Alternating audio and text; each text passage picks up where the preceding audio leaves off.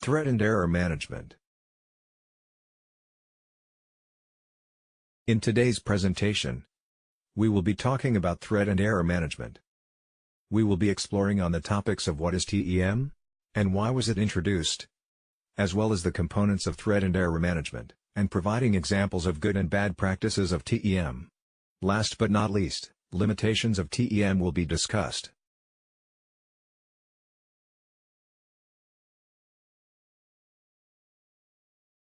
What is threat and error management? Threats and errors are part of everyday aviation operation and must be managed by flight crew and pilots to ensure safety of flight. Threat and error management is the process of detecting and responding to threats and errors to ensure the result is insignificant. In TEM, threats are defined as a situation or event that has the potential to impact negatively on the safety of a flight, or any influence that promotes opportunity for pilot errors. Errors can be defined as mistakes linked to threats. If the flight crew cannot react to the error as soon as they are detected, an undesired aircraft state will occur leading to accidents. The concept of threat and error management was created and recommended by the International Civil Aviation Organization, aiming to improve aviation safety. TEM was introduced by the Line Operations Safety Audit, to ensure that full operational complexity of a flight can be captured. Why was TEM introduced?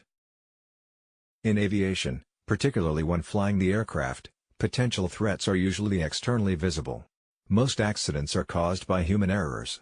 For example, when taking control of an aircraft, overworked pilots may experience fatigue. This opens up opportunities for accidents to occur. Lack of communication within the working environment can also lead to misunderstandings. Another potential threat could be due to imperfect aircraft performance, especially weathers and flawed decision-making. More importantly, pilots are operating in really complex environments. Statistics show that 70% of aviation accidents involved in human errors. As a result, enhancing pilot performance and minimizing risk have become essential. Therefore, aviation has to develop some kind of standard methods that can apply to everyone to lower the risk of flying an aircraft, which comes in the form of the threat and error management model. Components of threat and error management. The TEM model has three basic components: threat, error and undesired aircraft states. Threats.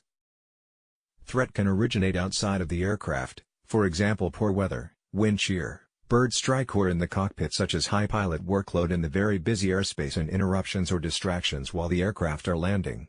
There are two kinds of threats: external and internal.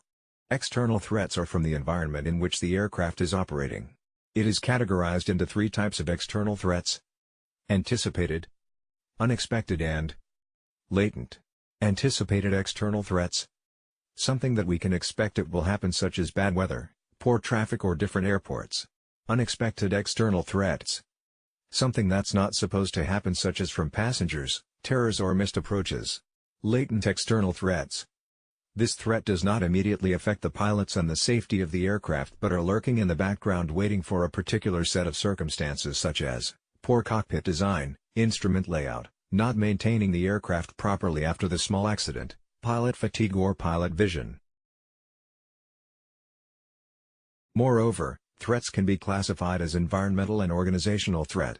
Environmental threats, such as weather, ATC error, airport conditions that exist because of the environment where the aircraft is operating. Organizational threats.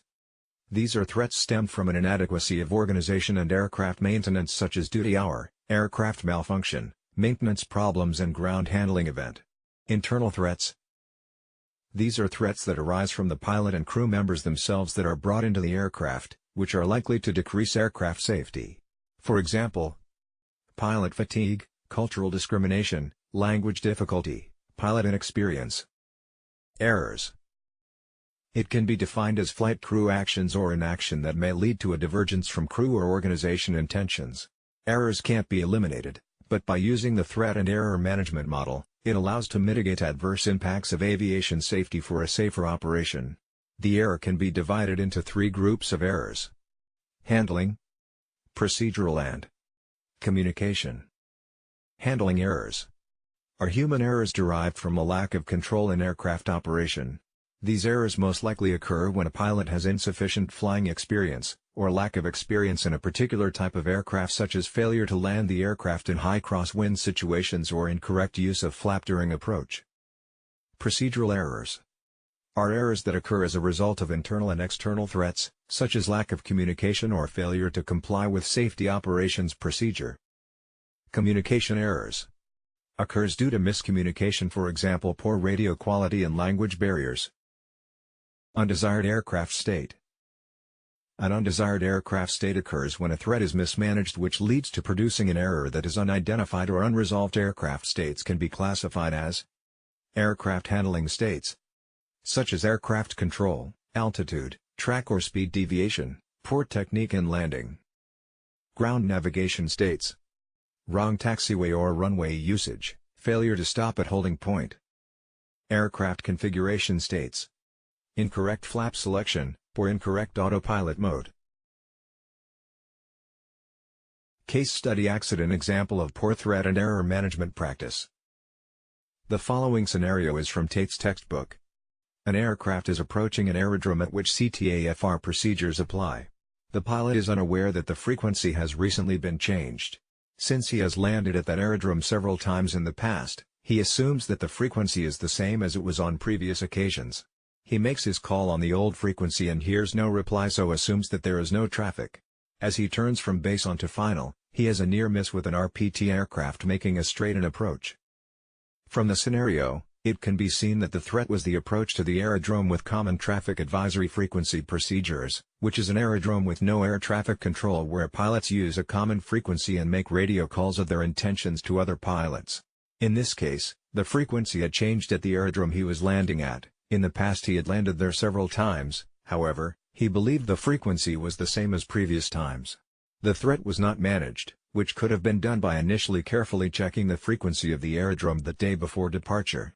Because of this, it resulted in an error which was the input of the wrong frequency. This error could have been resolved by crossing-checking with aeronautical documents providing information about the frequency of the aerodrome. With the error not resolved, this caused the aircraft to go in an undesired aircraft state in which the pilot was making his radio calls on a different frequency to the current frequency other pilots were using at the aerodrome. Making his radio call for his approach to land with no one else responding, he assumed there was no traffic and made it turn on to final to land, where he made a near miss with other aircraft as a consequence of failing to respond to the UAS.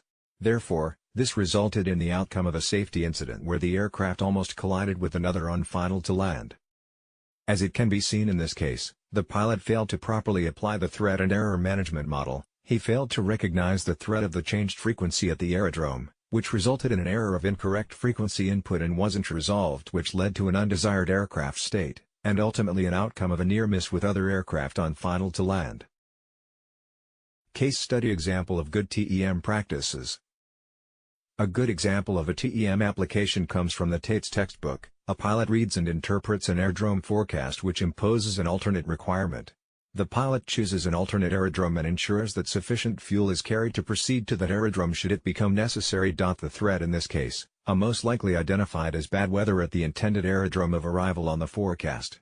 This threat was managed by the pilot by choosing an alternate aerodrome, and ensuring that there was sufficient fuel on board if he had to choose to go to the alternate aerodrome if weather worsened at the intended aerodrome of arrival. This is a good example of a threat being managed by a pilot. If the threat was mismanaged, it would be linked to or induces an error which would adversely affect the safety of the flight. Limitations of threat and error management and current issues. As TEM has been developed many years through ICAO, they have ensured that the model covers all possible solutions regarding threats and errors in order to minimize aircraft accidents in the future. However, there is an underlying limitation among the threat and error management model which is related to airmanship, or in other words, good TEM behavior. Although the TEM model covers the management of threats and errors to potential deficiencies in human factors and interpersonal skills, poor TEM behavior of pilots may be a disadvantage in overcoming a threat and error. For instance, inappropriate airmanship may include overconfidence or non-compliance of the countermeasures of threat and error management. A current issue regarding threat and error management in the aviation industry is the existing latent threat. For example, the two accidents from Lion Airline and Ethiopian Airline, on the Boeing 737 MAX 8 jets, both hold this threat. These two crashes occurred under similar circumstances, which is airplane automation. Although anticipated and unexpected threats can be controlled at a certain degree, latent external threat does not immediately affect pilots or the aircraft, which is a challenge for pilots and airlines to find out and prevent the accident from occurring. Therefore, threats and errors are unavoidable components in airline operations, and the main reason of threat and error management is how it is managed, as opposed to avoidance and elimination. Managing threats and errors, as errors can happen, is an important part of a pilot's work. It is important for pilots to have the knowledge and experience and non-technical skills to manage these threats that do occur. The threat and management model allow pilots to handle threats that are externally or internally and errors that occur while flying an aircraft, hence lowering the risk of accidents or incidents. Thus, threat and error management are important in keeping aviation safe.